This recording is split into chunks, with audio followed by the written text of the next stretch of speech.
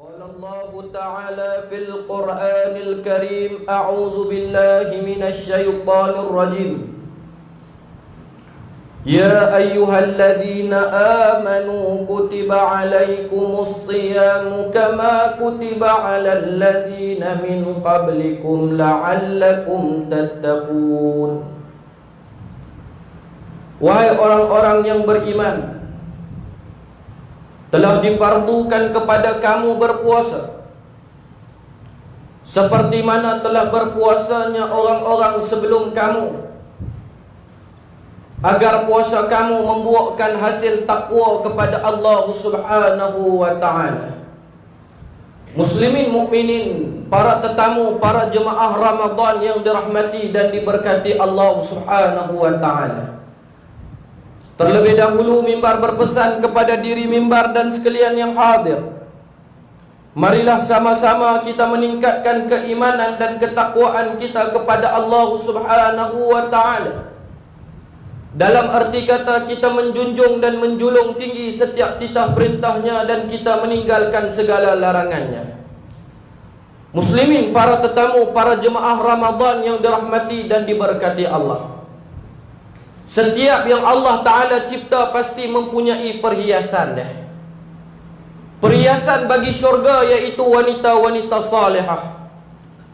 Perhiasan bagi dunia yang Allah Ta'ala ciptakan iaitu bulan dan bintang yang berada di langit. Perhiasan bagi setiap minggu iaitu hari Jumaat. Perhiasan bagi setiap bulan iaitu bulan Ramadan. Saudara sidang Jumaat yang berbahagia, bulan Ramadan yang dinanti-nantikan oleh orang-orang yang beriman kini berada di dalamnya. Kita berada di dalamnya. Yang mana kalau kita lihat baginda Nabi sallallahu alaihi wasallam bersabda, barang siapa yang beramal di dalamnya, maka Allah Ta'ala limpahkan berbagai-bagai ganjaran pahala kepadanya. Muslimin mukminin, saudara sidang Jumaat yang berbahagia, di dalam Islam, hukum meraihkan tetamu adalah menjadi kewajipan kepada setiap individu Islam. Selalunya Islam suruh kita attend tetamu yang datang lebih kurang 3 hari.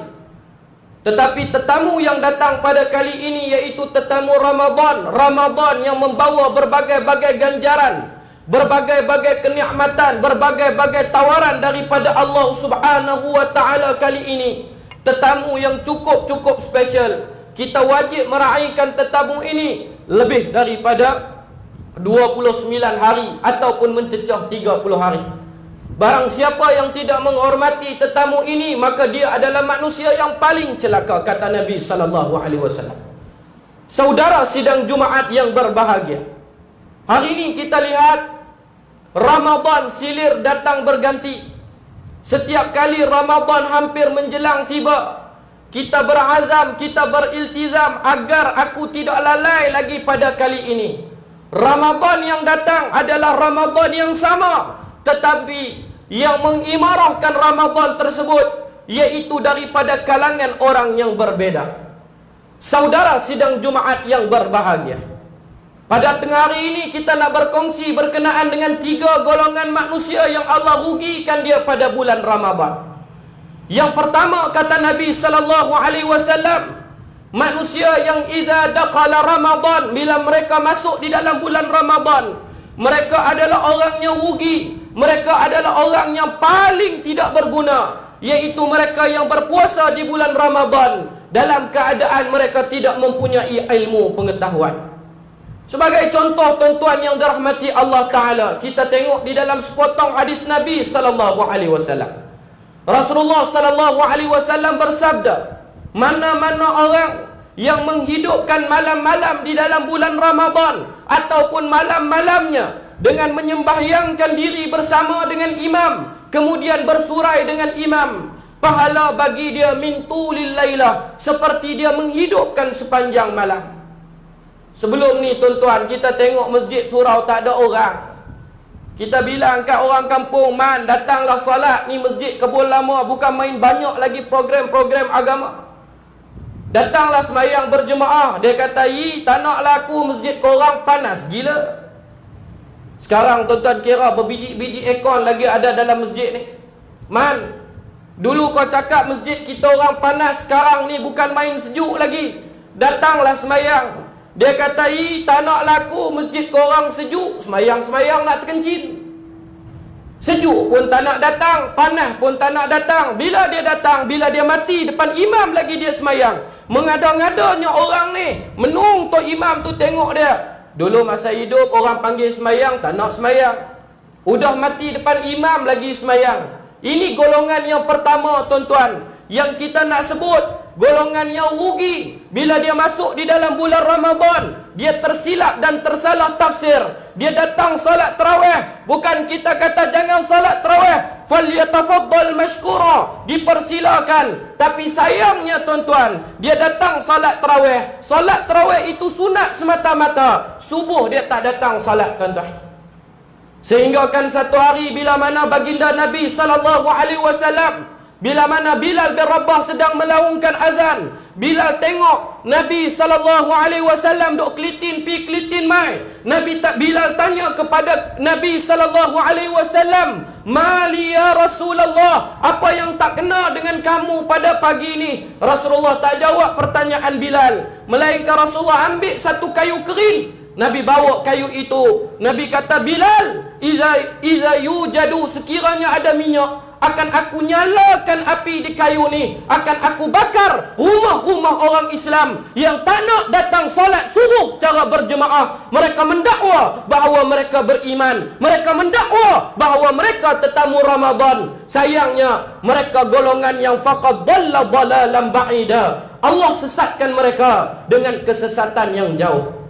Muslimin mukminin saudara sidang Jumaat yang berbahagia, yang pertama, orang yang paling rugi mengimarahkan bulan Ramadan, iaitu orang yang datang salat isyak berjemaah, kemudian dia semayang tarawih berjemaah, sampai waktu witir dia balik. Tuan-tuan, yang saya bacakan ni hadis sahih. Saya tak betul, tuan-tuan tolong betulkan saya.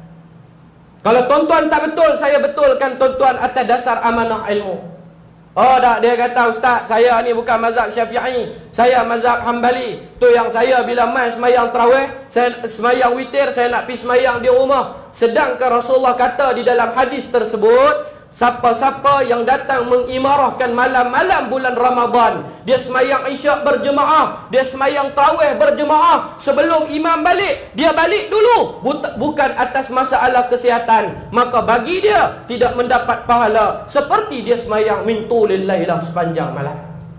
Tuan-tuan tak mau kah tuan-tuan? Bulan lain Allah tak bagi lagu ni punya tawaran, melainkan bulan Ramadan di dalamnya penuh dengan kenikmatan, tetamu yang membawa kerahmatan, tetamu yang nak membebaskan kamu daripada api neraka Allah. Tetamu ni bukan kamu attend dia, tetapi dia attend kamu, dia raikan kamu. Kamu datang salat itu kefarduan dan kewajipan di dalam agama, sedar ataupun tidak. Bila kamu bersurai dengan imam, kata Nabi, seperti mana kamu menghidupkan sepanjang malam di dalam bulan Ramadan, padahal kamu tak bangun sembahyang pun.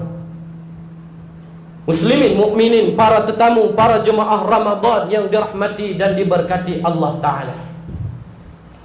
Golongan yang kedua yang dia menjadi binasa di dalam bulan Ramadan, iaitu orang yang berpuasa di dalam bulan Ramadan dalam keadaan kedekut yang terlampau. Tuan-tuan yang dirahmati Allah Ta'ala, golongan yang kedekut terlampau ni, salah satu dia kita. Man, kamu ni kedekut berbenar dengan ayah kamu, man. Mana ada ustaz, saya tak kedekut pun dengan ayah saya. Ayah kamu dah lama meninggal, man. Mak kamu dah lama meninggal, man. Mereka mengharapkan doa daripada kamu. Tiba-tiba bulan Ramadan ke, bulan tak Ramadan ke, kamu tidak pernah berdoa kepada mereka. Malah majlis-majlis ilmu, tazkirah-tazkirah yang disediakan oleh pihak masjid, kamu tak pernah singgah sementara. Bila kamu singgah, kamu tadah tangan doa, "Ya Allah, sekiranya ada kebaikan daripada majlis ilmu ni, aku hadiahkan pahala dia kepada ayah aku yang telah lama pergi meninggalkan aku." Kamu kedekut dengan Allah Ta'ala, man. Kamu kedekut dengan mak kamu, man. Kamu kedekut dengan ayah kamu. kamu kena ingat dosa kamu kepada Allah Ta'ala banyak. Bersedekah mampu memadam api kemurkaan Allah Ta'ala, tuan-tuan. Tuan-tuan yang dirahmati Allah, satu hari Rasulullah bagi tahu kepada para sahabat, maukah kamu aku tunjukkan kepada kamu bagaimana cara orang yang berpuasa 30 hari di bulan Ramadan, tetapi bagi dia pahala seperti dia berpuasa 60 hari? Sahabat kata, kalau begitu tunjukkan kepada kami ya Rasulullah. Rasulullah sallallahu alaihi wasallam kata, barang siapa yang memberi makan kepada orang yang berbuka puasa, makanan yang masuk dalam mulut dia daripada duit ringgit kita, satu hari puasa yang dia puasa, Allah bagi kepada kamu. 30 hari kamu puasa, 29 hari kamu puasa, tapi pahala dia kamu dapat seperti 60 hari. Sebab tu tuan-tuan, bulan Ramadan ni kita tengok anak yatim tu kat wisma yatim sampai termonyeh perut-perut. Kita pergi jumpa pengetua dia, kita kata, cikgu, saya nak buat bagi anak yatim ni makan malam 27. Cikgu bilang, nehi kabi nehi. Cikgu kata, tidaklah, tak ada kosong dah pun. Daripada bulan 1, fully booking. Anak yatim termonyeh-monyeh makan sampai terkeluar pusat bujir, duk menari kat depan. Tapi habis bulan Ramadan, mampu anak yatim kebulok, terjelir, lidah-lidah, lapak balik. Ini rutin masyarakat Malaysia. Dia ingat kepada anak yatim bulan Ramadan dengan 10 Muharram saja, tuan-tuan. Kedekut yang melampau, yang membinasakan puasa umatku di akhir zaman. Tapi jangan pula kita telefon, man, ni, hari ni aku nak belanja, hang buka puasa, jangan duk beli makan apa pun, man. Hai, dia kata, tak payahlah, aku penat-penat puasa, tiba-tiba hang belanja aku makan, hang dapat pahala aku. Hang ni nama dia buta perut. Hang pun dapat pahala. Nabi kata, orang yang bagi makan tu pun dapat pahala. Sebab tu tuan-tuan, saya minta sangat-sangat hari ni kita tengok pihak pengurusan masjid, surau ataupun mana-mana tempat, minta ampun, minta maaf tuan-tuan, atas dasar amanah agama saya bercakap. Bila orang bagi nasi sedap-sedap, dia bungkus, dia simpan dalam stor. Birun yang lembik tu dia bagi ke orang buka puasa. AJK semua makan sedap bukan main. AJK kroni semua jaga elok-elok. Itu amanah yang Allah bagi kat kita, tuan-tuan. Allah pasti tanya, inna aradna al-amanata 'ala as-samawati wal ard. Kami kemukakan satu amanah yang besar kepada langit, bumi dan makhluk-makhluk kami. Tapi manusia yang terima amanah tersebut, innahu kana zaluman jahula. Allah kata, sesungguhnya manusia itu bodoh, manusia itu zalim. Kana zaluman jahula. Ini yang kita sebut zalim. Orang bagi kurma baik punya ajwa, dia bawa balik rumah. Tapi kurma yang tak ajwa tu, kurma keras, Pak Man yang gigi palsu tu gigit-gigit, tercabut keluar gigi ke atas meja makan. Yang tu dia bagi orang makan buka puasa. Yang pertama kata Nabi SAW, yang membinasakan puasa umatku di bulan Ramadan kerana kedekut yang melampau. Banyak hari ni orang kedekut. Bukan kedekut semata-mata kedekut duit ringgit, tapi kedekut yang kita sebut kedekut daripada pahala yang kita ada nak hadiahkan kepada mak ayah kita yang dah mati, tuan-tuan. Tuan-tuan yang dirahmati Allah, saya nak cerita tentang sedekah pahala mungkin banyak sangat. Satu kisah yang terlintas di kepala saya. Satu hari, sewaktu mana Rasulullah kumpulkan tentera-tentera Islam nak pergi berperang, Rasulullah kata Islam tak ada duit. Tu pihak masjid surau duk minta, tuan-tuan, kita mau duit, kita mau duit. Bukan duit ni nak buat guna untuk kita, nak bagi balik kat tuan-tuan guna dengan senang. Nabi kumpul sahabat, Nabi kata kita tak cukup dana nak pergi berperang, nak beli peralatan perang. Rasulullah kata, siapa yang ada apa-apa, berikan kepada Islam. Tuan-tuan yang dirahmati dan diberkati Allah Subhanahu wa taala, satu orang sahabat Nabi, dia menangis sepanjang malam kerana tak ada apa-apa pun dia nak bagi, melainkan pada malam tersebut dia tadah tangan kepada Allah, dia minta kepada Allah, ya Allah, sekiranya banyak pahala yang aku lakukan kepadamu, aku hadiahkan pahala aku kepada tentera-tentera Islam yang nak pergi berperang. Muslimin, mukminin, para tetamu, para jemaah Ramadan yang dirahmati dan diberkati Allah Ta'ala. Yang kedua kata Nabi SAW, yang membinasakan umatku di akhir zaman, iaitu marah yang keterlaluan. Yang ketiga, marah yang keterlaluan.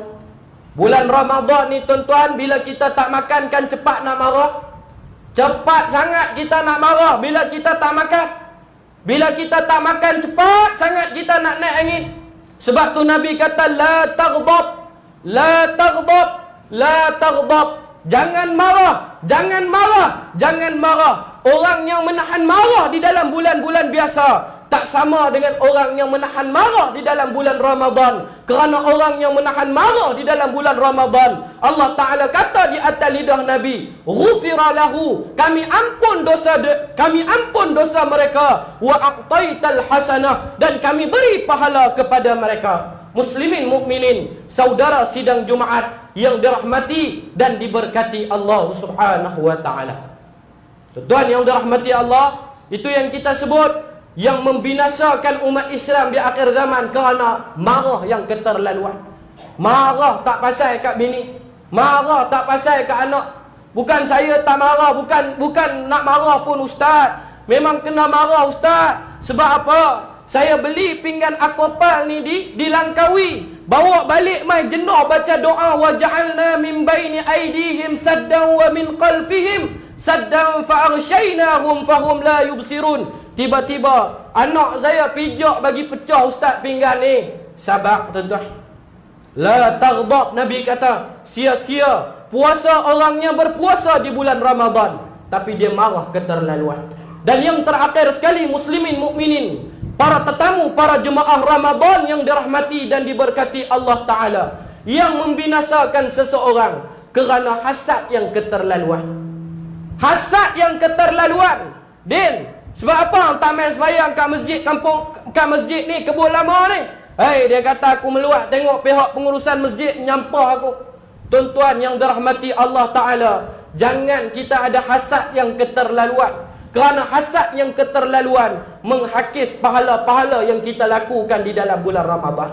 Kita nak kata amalan, mana ada amalan? Mana ada amalan? Amalan apa sangat kita buat ke Allah Ta'ala? Harap bulan Ramadan saja salat jemaah banyak. Habis Ramadan, salat jemaah jarang-jarang. Sedekah jariah kadang-kadang. Majlis ilmu sedikit-sedikit. Apa yang banyak? Menyembang, lepak kedai kopi, WeChat, WhatsApp, Facebook dan sebagainya.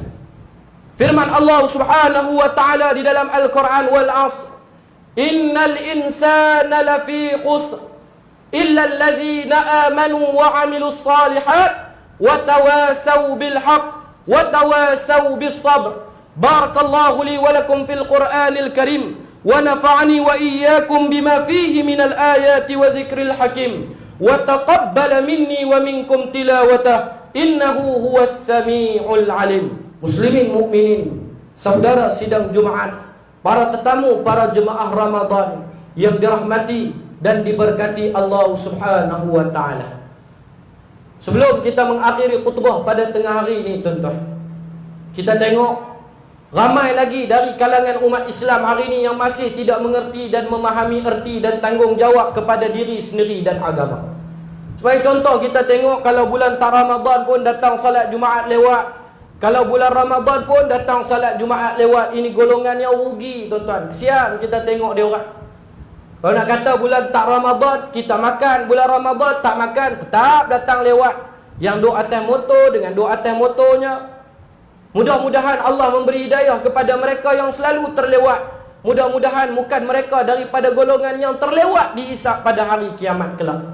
Saudara sidang Jumaat yang berbahagia, firman Allah Subhanahu wa Ta'ala di dalam sepotong ayat Al-Quran, ya ayyuhalladzina amanu la tarfa'u aswatakum fawqa sawtin nabi wa la tajharu lahu bil qawli ka jahri ba'dikum li ba'din an tahbata a'malukum wa antum la ta'lamun.